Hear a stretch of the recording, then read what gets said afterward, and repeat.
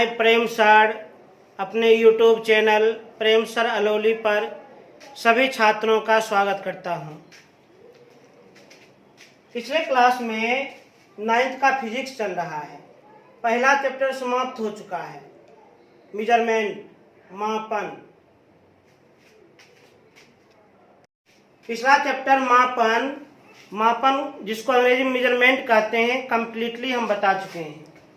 ध्यान दीजिए, अभी वर्ग 9 का क्लास चल रहा है और वर्ग 9 का फिजिक्स चल रहा है। फिजिक्स पहला चैप्टर हम बता चुके हैं। अब दूसरा चैप्टर, अध्याय 2। दूसरा चैप्टर है गति का वर्णन। गति का वर्णन अंग्रेजी में कहते हैं डिस्क्राइबिंग मोशन। गति का वर्णन अंग्रेजी में क्या कहते हैं? Describing motion. बहुत ही ज्यादा महत्वपूर्ण चैप्टर है, बहुत ही अच्छा चैप्टर है। एकाग्र मन से सुनिएगा। अध्याय 9 फिजिक्स, वर्ग 9 फिजिक्स, अध्याय 2 गति का वर्णन, डिस्क्राइबिंग मोशन। सबसे पहले हम लोग को समझना पड़ेगा इसमें विराम। विराम को अंग्रेजी में रेस्ट कहते हैं। रेस्ट, विराम किसे कहते हैं? विराम का परिभाषा क्या है?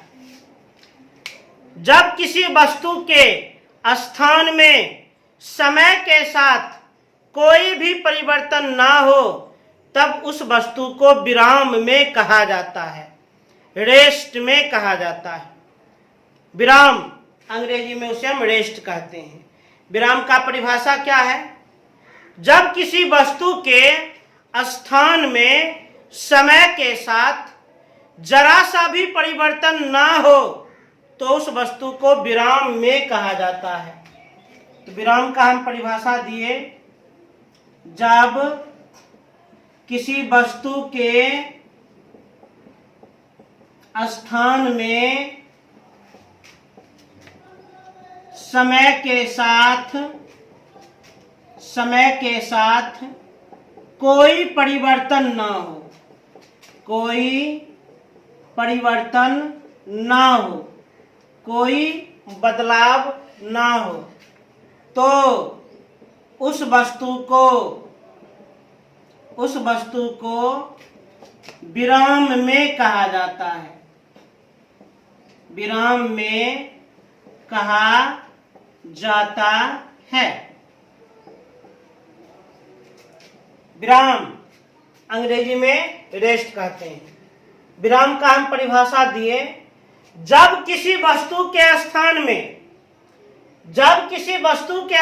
में समय के साथ कोई परिवर्तन ना हो, कोई बदलाव ना हो तो उस वस्तु को विराम में कहा जाता है। जैसे कुछ हम उदाहरण देखते हैं। जैसे क्लासरूम में बेंच और डेस्क है। बेंच और डेस्क विराम में है। क्यों विराम में है? क्योंकि समय के साथ इसके स्थान में कोई परिवर्तन नहीं हो रही है। क्यों? क्योंकि सुबह मानकर चलिए, सुबह में भी सुबह 6 बजे यह बेंच और डेस्क इसी जगह पर थी। अभी भी यह बेंच और डेस्क इसी स्थान पर है, अर्थात यह विराम में है। समय बीत गया है परंतु यह विराम में है। जैसे मानकर चलिए, बाहर साइकिल स्टैंड में रखी हुई साइकिल ये विराम में है। क्यों? मान लीजिए साइकिल सुबह 6 बजे लगा हुआ था और अभी मानकर चलिए 1 बजने वाला है तो 7 बज गया, 8 बज गया, 9 बज गया, 10 बज गया, 11 बज गया, 12 बज गया, अब जाकर के 1 बजा है। तभी भी तो साइकिल उसी जगह पर है, अर्थात उसको हम विराम में कहेंगे। जब किसी वस्तु के स्थान में समय के साथ कोई परिवर्तन ना हो तो उस वस्तु को विराम में कहा जाता है, रेस्ट में कहा जाता है। जैसे मान लीजिए पटना का गोलघर सैकड़ों बरस से पटना में ही है, काफी समय बीत चुका है लेकिन वह जस का तस पड़ा हुआ है। अर्थात वह विराम में है। जैसे आगरा का ताजमहल सैकड़ों बरस से वह आगरा में ही है, वह जस का तस पड़ा है, काफी समय बीत चुका है, परंतु उसके स्थान में कोई भी परिवर्तन नहीं हुआ है, अर्थात वह विराम में है, रेस्ट में है। जैसे दिल्ली का लाल किला सैकड़ों बरस से वह दिल्ली में ही है, काफी समय बीत चुका है, परंतु उसके स्थान में जरा भी परिवर्तन नहीं हुआ है, अर्थात वह लाल किला विराम में है, रेस्ट में। तो जब किसी वस्तु के स्थान में समय के साथ कोई भी परिवर्तन ना हो तो उस वस्तु को हम विराम में कहते हैं। सरल भाषा में समय बीत जाए कोई मतलब नहीं, लेकिन वस्तु ज्यों का त्यों रहे तब उस वस्तु को हम विराम में कहते हैं, तब हम उस वस्तु को रेस्ट में कहते हैं। जैसे कुछ एग्जाम्पल आप ले सकते हैं, जैसे मानकर चलिए दीवार में टंगी तस्वीर, ये विराम में है। जैसे छत पर बैठा लड़का, ये भी क्या है, विराम में है, छत पर बैठा हुआ लड़का। इसी प्रकार हम अनेकों एग्जाम्पल दे सकते हैं, अनेकों उदाहरण दे सकते हैं। अब अगला समझिए गति को अंग्रेजी में हम मोशन कहते हैं, मोशन। गति को अंग्रेजी में हम मोशन कहते हैं, मोशन। गति किसे कहा जाता है? तो जब किसी वस्तु के स्थान में समय के साथ परिवर्तन हो जाए, बदलाव हो जाए, तब उस वस्तु को गति में कहा जाता है। जब किसी वस्तु के स्थान में समय के साथ परिवर्तन हो जाए, समय के साथ बदलाव हो जाए, तब उस वस्तु को गति में कहा जाता है। तो जब किसी वस्तु के स्थान में समय के साथ परिवर्तन हो जाए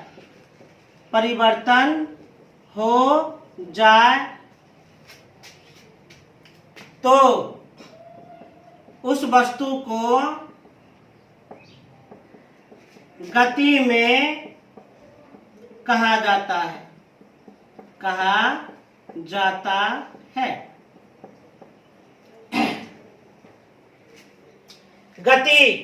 गति को अंग्रेजी में मोशन कहते हैं। गति का हम परिभाषा क्या दिए? जब किसी वस्तु के स्थान में समय के साथ परिवर्तन हो जाए, बदलाव हो जाए, तब उस वस्तु को गति में कहा जाता है। जैसे मानकर चलिए पटना में स्टेशन पर एक ट्रेन सुबह 7 बजे लगी हुई थी, परंतु वह ट्रेन 11 बजते खगड़िया पहुंच गई। इसका मतलब वो ट्रेन के स्थान में परिवर्तन हो गया, समय के साथ बदलाव हो गया, अर्थात वह ट्रेन गति में है। जैसे मानकर चलिए एक चिड़िया को हम देख रहे हैं, एक छत पर बैठी है, अब कुछ ही मिनट के पश्चात देखते हैं वह दूसरे छत पर चली गई। इसका मतलब चिड़िया गति में है, मोशन में है। कोई भी वस्तु गति में कब मानी जाती है? जब किसी वस्तु के स्थान में समय के साथ परिवर्तन हो जाए, बदलाव हो जाए, तब उस वस्तु को गति में कहा जाता है। जब किसी वस्तु के स्थान में समय के साथ बदलाव हो जाए, परिवर्तन हो जाए, तब उस वस्तु को गति में कहा जाता है, मोशन में कहा जाता है।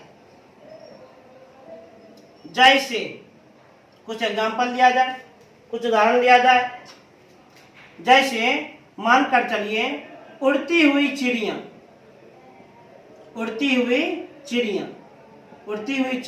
गति में है। तैरती हुई मछली ये भी गति में है।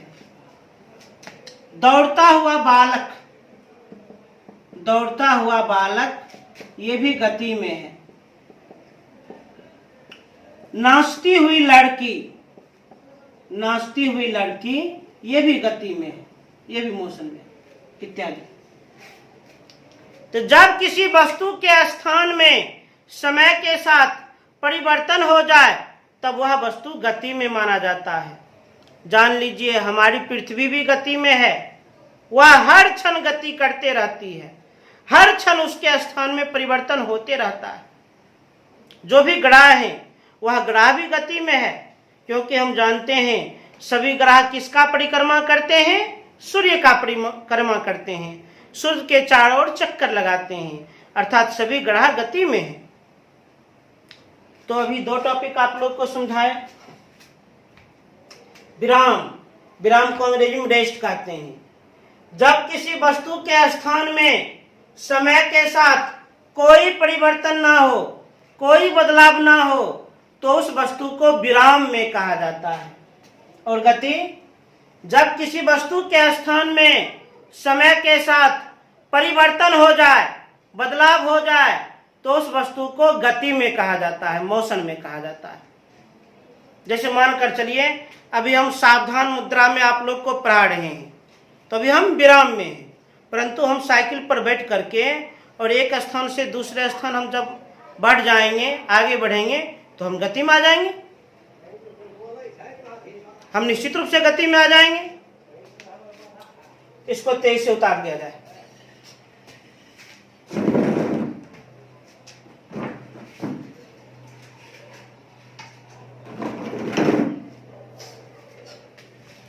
तो विराम और गति, ये दो टॉपिक हो गया।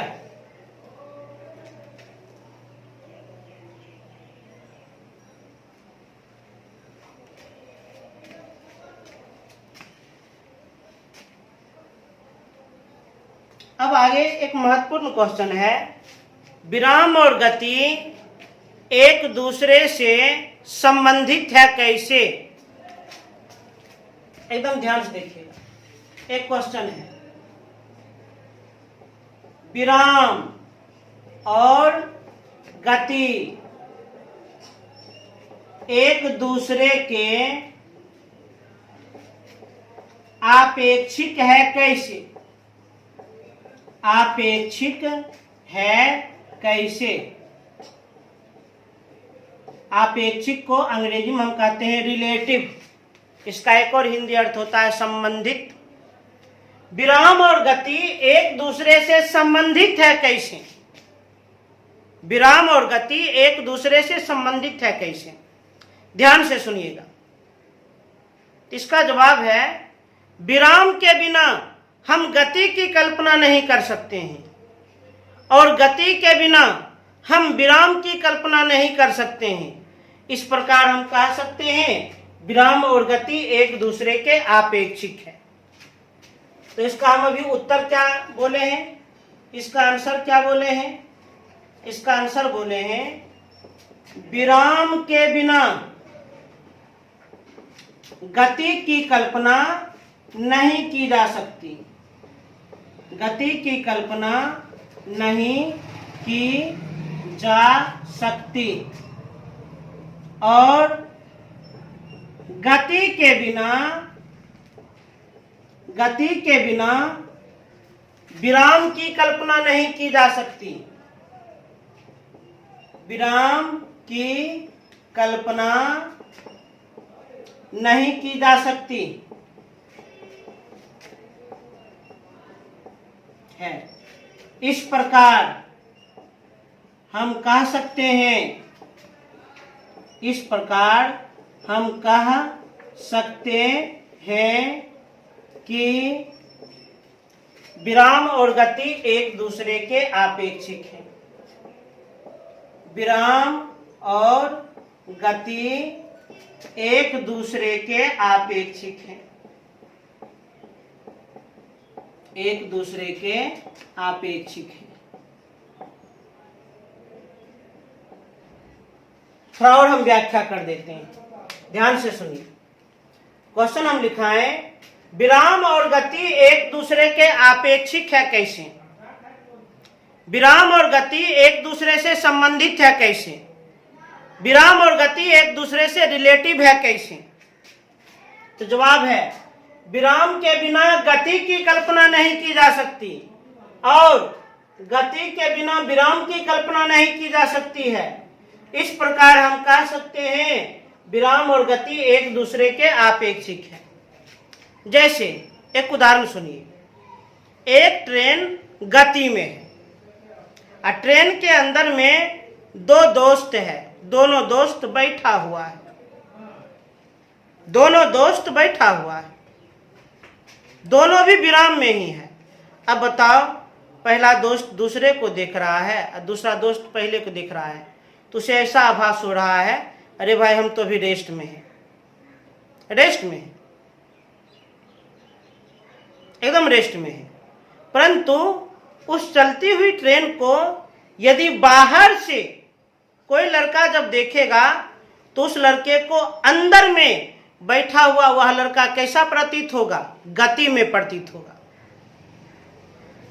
उस चलती हुई ट्रेन को बाहर से कोई लड़का आदि देखेगा, कोई लड़का देखेगा तो उस लड़के को, जो बाहर वाले लड़के को, अंदर में बैठा हुआ लड़का गति में दिखेगा, एकदम गति में दिखेगा। इस प्रकार हम कह सकते हैं विराम और गति एक दूसरे के आपेक्षिक है। तो इसे नोट किया जाए।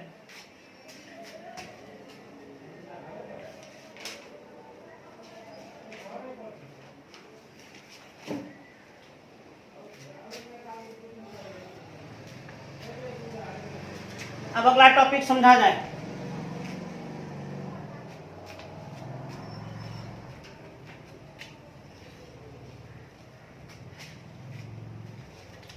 अब समझा जाए भौतिक राशि।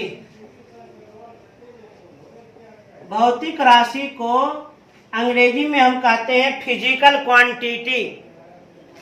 भौतिक राशि अंग्रेजी में से हम क्या कहते हैं? Physical quantity. इसका परिभाषा तो हम पिछले चैप्टर में भी दिए हैं। वैसी राशि जिसे मापा या तौला जा सके उसे हम भौतिक राशि कहते हैं। वैसी राशि जिसे मापा या तौला जा सके उसे हम भौतिक राशि कहते हैं, उसे हम फिजिकल क्वांटिटी कहते हैं।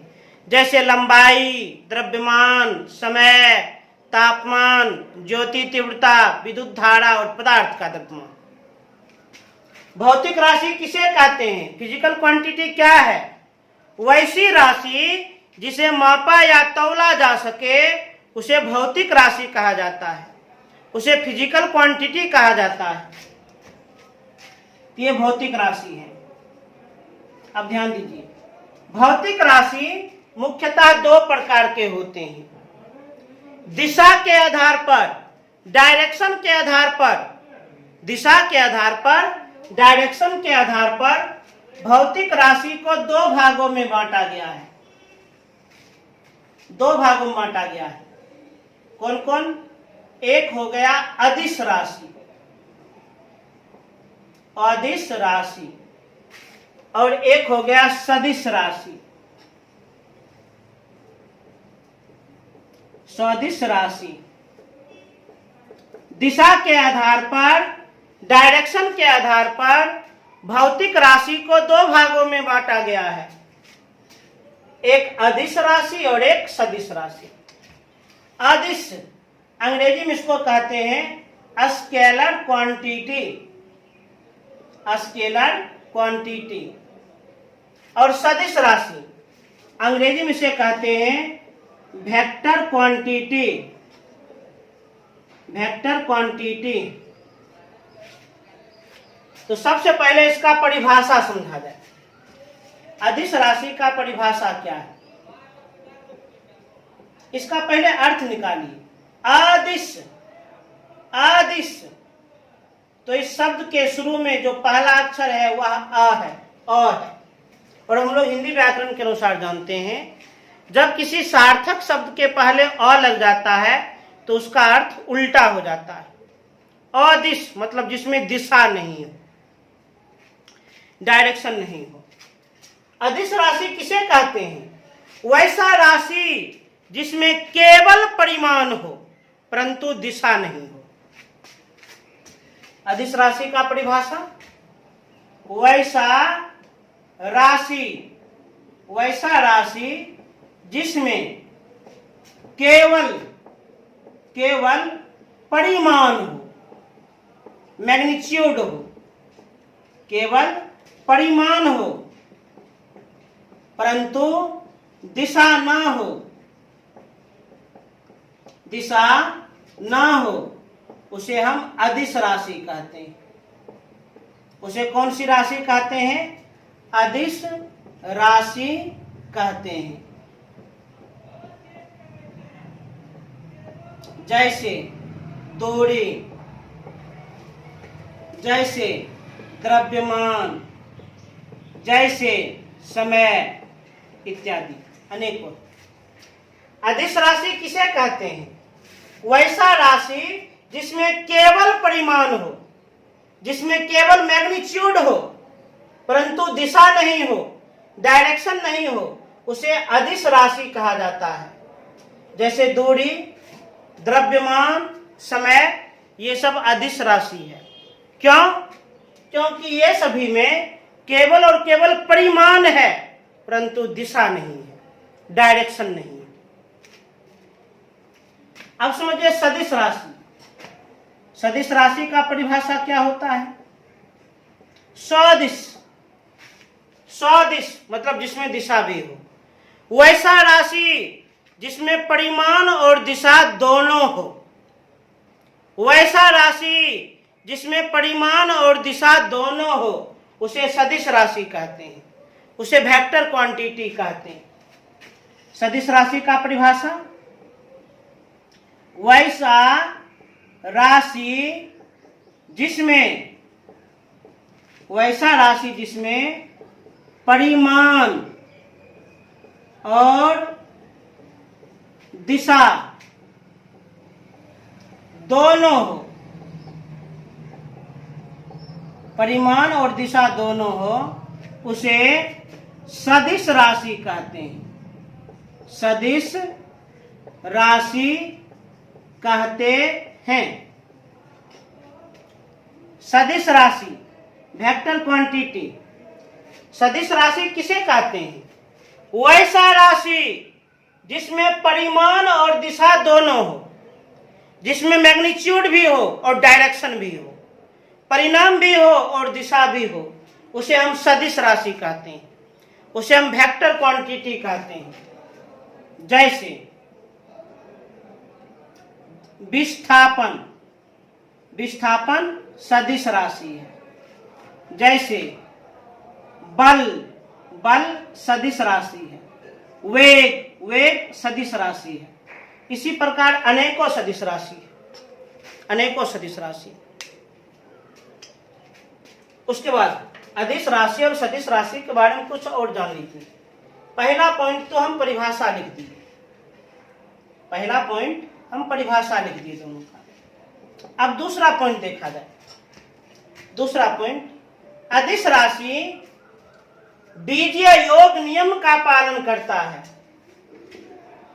अदिश राशि, अदिश राशि बीजीय योग नियम का पालन करता है, योग नियम का पालन करता है।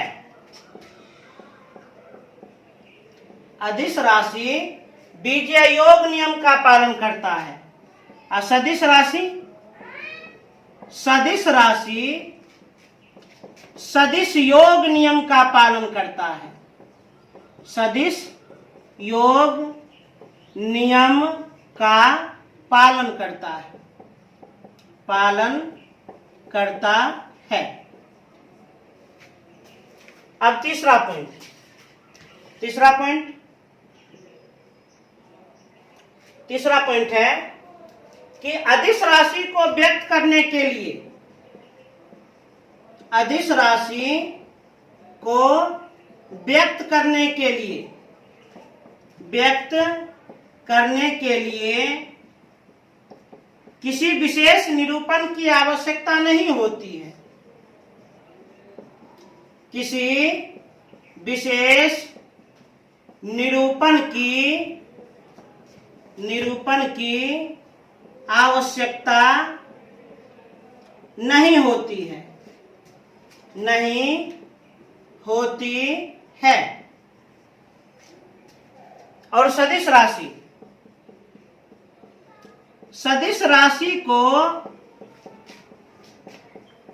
व्यक्त करने के लिए, व्यक्त करने के लिए तीर निशान, तीर निशान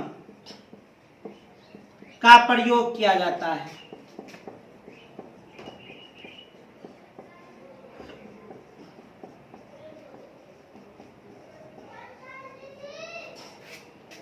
ध्यान दीजिए, फिर सुनिए इस टॉपिक को। भौतिक राशि अंग्रेजी में फिजिकल क्वांटिटी कहते हैं। भौतिक राशि का परिभाषा, वैसा राशि जिसे मापा या तौला जा सके, वैसा राशि जिसे मापा या तौला जा सके उसे भौतिक राशि कहते हैं, फिजिकल क्वांटिटी कहते हैं। जैसे लंबाई, द्रव्यमान, समय, तापमान, ज्योति तीव्रता, विद्युत धारा और पदार्थ के द्रव्यमान। भौतिक राशि को दिशा के आधार पर, दिशा के आधार पर, डायरेक्शन के आधार पर दो भागों में बांटा गया है। भौतिक राशि को दिशा के आधार पर दो भागों में बांटा गया है। पहला है अदिश राशि, स्केलर क्वांटिटी, और दूसरा है सदिश राशि, वेक्टर क्वांटिटी। दिशा के आधार पर भौतिक राशि को दो भागों में बांटा गया है। पहला है अदिश राशि, स्केलर क्वांटिटी। परिभाषा, वैसा राशि जिसमें केवल परिमाण हो, केवल परिमाण हो परंतु दिशा नहीं हो, डायरेक्शन नहीं हो, उसे अदिश राशि कहते हैं। जैसे दूरी, द्रव्यमान, समय, ये सभी अदिश राशि है। क्यों? क्योंकि इसमें केवल परिमाण है परंतु दिशा नहीं है।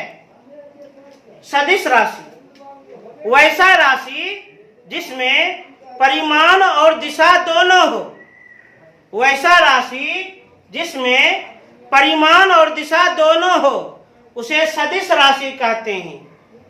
जैसे विस्थापन, बल, वेग, ये सदिश राशि है। क्यों? क्योंकि इसमें परिमाण भी है और दिशा भी है। अब दूसरा, अदिश राशि बीजीय योग नियम का पालन करता है। अदिश राशि बीजीय योग नियम का पालन करता है। सदिश राशि सदिश योग नियम का पालन करता है। तीसरा, अदिश राशि को व्यक्त करने के लिए किसी विशेष निरूपण की आवश्यकता नहीं पड़ती है, किसी विशेष सिंबल की आवश्यकता नहीं पड़ती है। सदिश राशि को व्यक्त करने के लिए तीर निशान का प्रयोग किया जाता है। यदि परीक्षा में पूछ दिया जाए अदिश राशि और सदिश राशि में अंतर लिखें तो इस प्रकार से आप अंतर भी लिख सकते हैं। तेज से उतार लें।